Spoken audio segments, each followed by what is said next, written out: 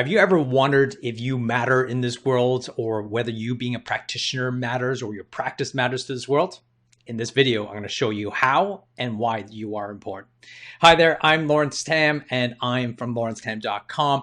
In this video, I'm going to talk to you about your responsibility as a practice owner. And I think it's really important for we actually dive into some of those responsibilities and why you are matter and why your practice exists, and why that is so important to all of us.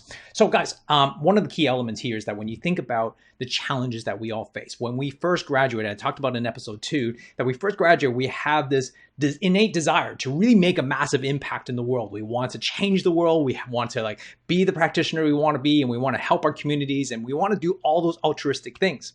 But if you kind of fast forward a few years, what ends up happening is that there's the need to survive, the need to really kind of pay the bills, pay the staff, and really pay your necessities in life. What ends up happening, we start to dwindle away from that purpose and that initial purpose of drive, of altruism to help the world. And what happens is that we start to lose a little bit, some shifting from our true purpose to actually earning money.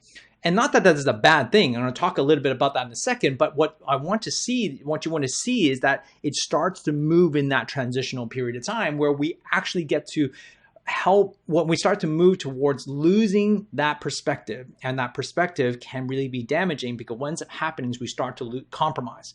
What we do is we compromise on a couple of things. What do we compromise on? Well, we compromise on our care plans and recommendation because we're trying to please our customers or patients because we don't want to lose them. We compromise possibly on a whole bunch of things, such as, what's important to us. Right? We start to compromise, what our purpose and what our vision is. Now, I'm not suggesting by any means, by the way, right? I'm not suggesting it by any means that having a vision statement or a purpose statement and, statement of purpose, that's what most people do, right? We try to fix it with that. I'm not suggesting that is the goal. Because the compromise is such a huge important thing, you see, because you think about what we also do is we compromise on our staff. We compromise by hiring staff, not the best staff that's possible. We don't train them properly. So all of these things happen. And I've been there, right? Because it leads to frustration. Because I remember when I first came out of college or when I first came to university, I just wanted to change the world. I wanted to be impactful. I want to kind of create mass. And I still do to this day. But the challenge is, of course, is that you end up chasing numbers and you start to chase money and you start to do all of these things, but then you get conflicted. Because what happens, you start thinking about what am I doing this for? Listen, chasing, the practice and serving most people is important.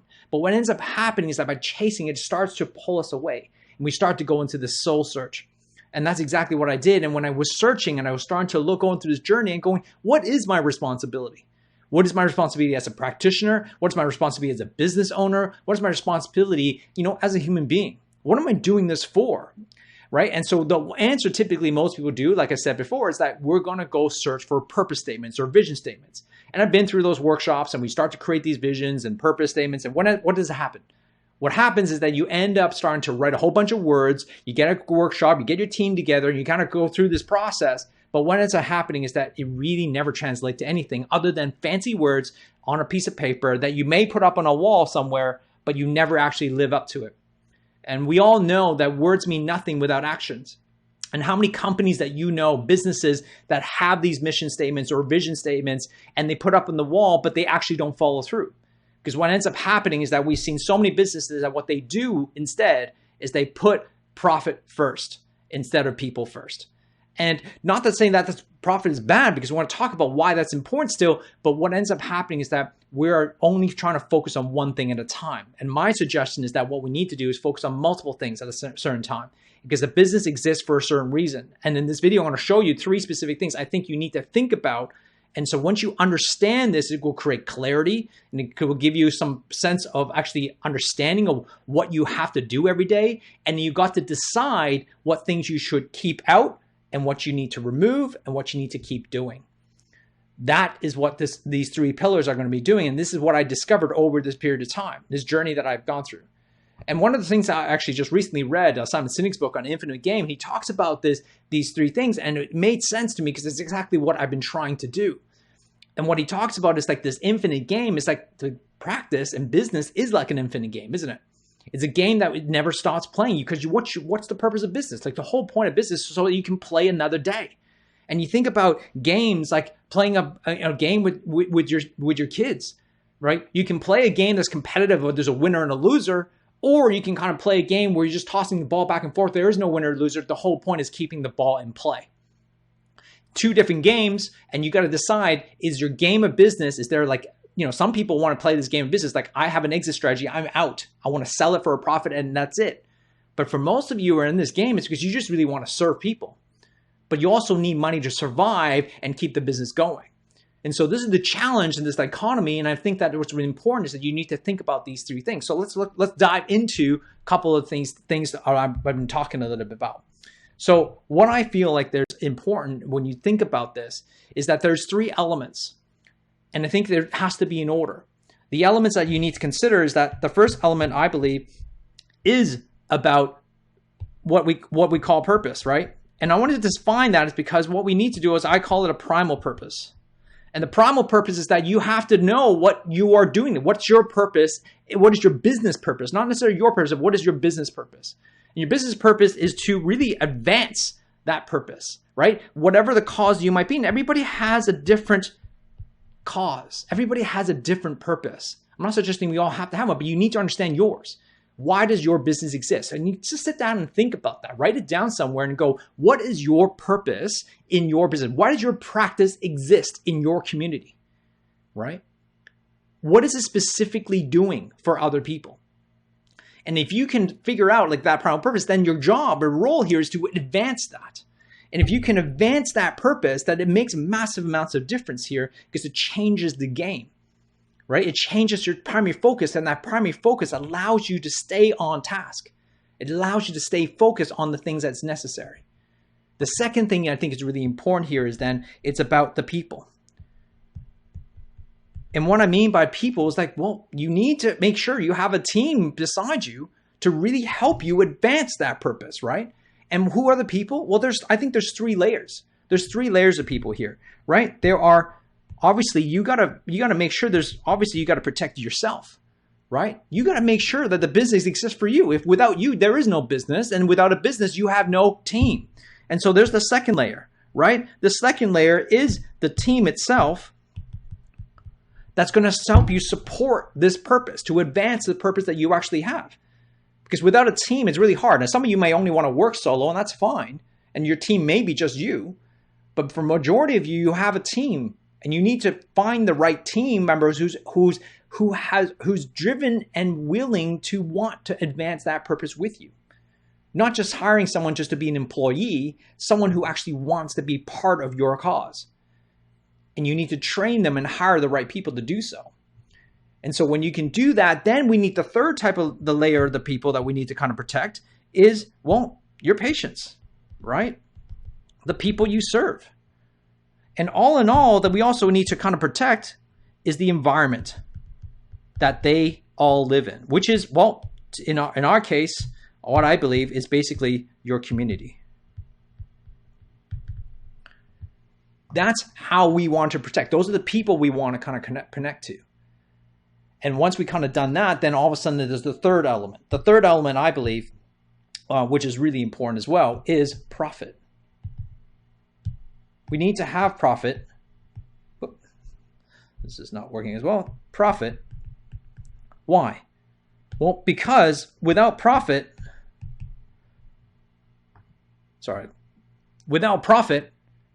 you can't advance your cause, right? This is what Simon Sinek says. It talks about it. It makes so much sense, right? Without profit, you have no money to be able to move your cause. Because if without money, your business goes bankrupt, and your banker goes bankrupt, well, you can't support the people, and you can't support your cause, so that doesn't help either. And so what's the responsibility of a business is to do all three things. Number one is, again, I'll repeat that, is advance the purpose of what you need to do. Number two is you need to protect the people, right? And number three is you need to create a profit. The profit allows you to make money so that you can move the cycle. And what happens is that all of these continually moves, right? The cogs in a wheel, and everything starts to move, each one.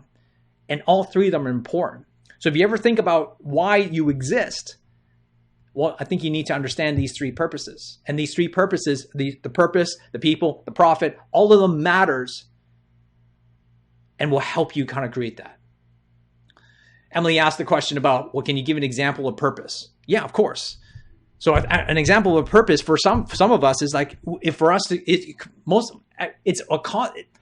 me backtrack one sec. Oftentimes it's really hard to come up with a purpose, right? And we're going to dive into that, Emily. You got Nitro coming in. So anyways, we'll definitely dive into this. This is what we want to work with our people. But the thing in Nitro, but the thing is about purpose is that what is your justified cause? What is the thing that matters to you? And there's many layers to that because there are certain values each of us hold that is different from each other. There's also different vision of what's the world that you want to change. That's the direction you want to have. The cause is the how, right? So we all have values that we uphold. We have vision, which is like the direction that leads us, because that's the impact that we want to create, the world that we want to create, which is very hard. It's something that's never achievable. The purpose is how do we do that?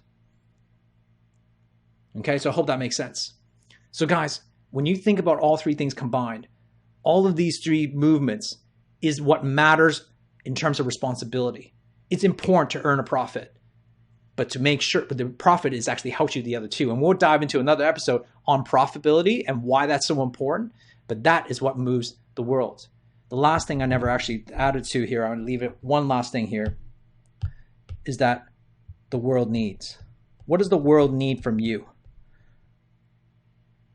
And the world is not definitely the whole entire world. The world might be just the definition of your community. It's your world. That's the most important thing. So I hope that you got some value out of this. Please comment below and like this video and share this with other people to help you understand this. And what this should have done is create the clarity that you need to help you move forward. The clarity that you need to know to make decisions on what matters each and every single day. And stop doing things that are not part of that responsibility. And stop focusing on just profit, because that will kill you and it really kind of leads you to depression, I think, because it leads you to chasing something that's not necessarily there. So what's important here is that it's everything. James Tom, my friend, says profit is the fuel for the mission. Absolutely. We need that. We absolutely need that. Don't forget all of these things. They all matter. So I hope this is helpful. And please comment below. It's great to see you, James, and great to see you, Emily. Talk to you soon. Hi, my name is Damon Christoph. I bought a practice about 8 years ago. It was a really great practice, in good shape, and it just needed an overhaul. So I worked pretty hard on it over the space of a couple of years, brought on an associate, and that was a disaster. And it didn't work out the way that I thought it would, albeit everything seemed to be smooth sailing. There's been a lot of change since joining Nitro. Probably the greatest thing has been the growth in my practice. We've tripled the size of the practice in the time that I've been with Nitro.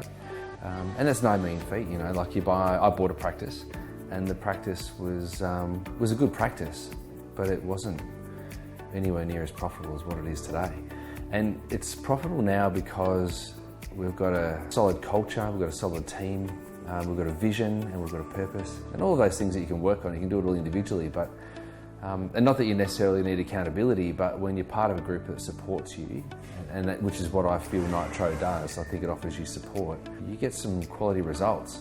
I get a great sense of pride when I look back at the work that we've done, and from a sense of achievement perspective, which in itself is pride, the value that you get, not only financially from practice growth, but personally from a, you know, shoulders back, you know, confidence, you know, it blossoms, and you really start to find your true identity. You know, if you're having success, life feels good. If you're in the trenches and you're battling all the time, life seems tough. But when you get to reflect on your wins every quarter, you know you're doing the right thing. I think it's important to feel good about yourself. Not that I don't have down times, and not that I feel sad. I don't feel sad from time to time, and not that there's moments where I think, oh, this is all just too much. But the feeling that you get of success is hard to beat. It's better than the serotonin hit you might get from food, and it's better than the serotonin hit that you might get from a laugh. It's a real sense of achievement, and that feeling is something that you want to feel every day. I think when you're winning, you give yourself permission to take time to reflect, and quite often when you're not winning, you're bolting through life, like you're really working hard, and your knuckles are being ground down when you're not winning. But when you are winning and you can acknowledge your wins, you get time to breathe, and that time to breathe, whether it's away in another country, or whether it's with your loved ones, or whether it's just by yourself, and for me on the golf course, having that time because I am winning is invaluable.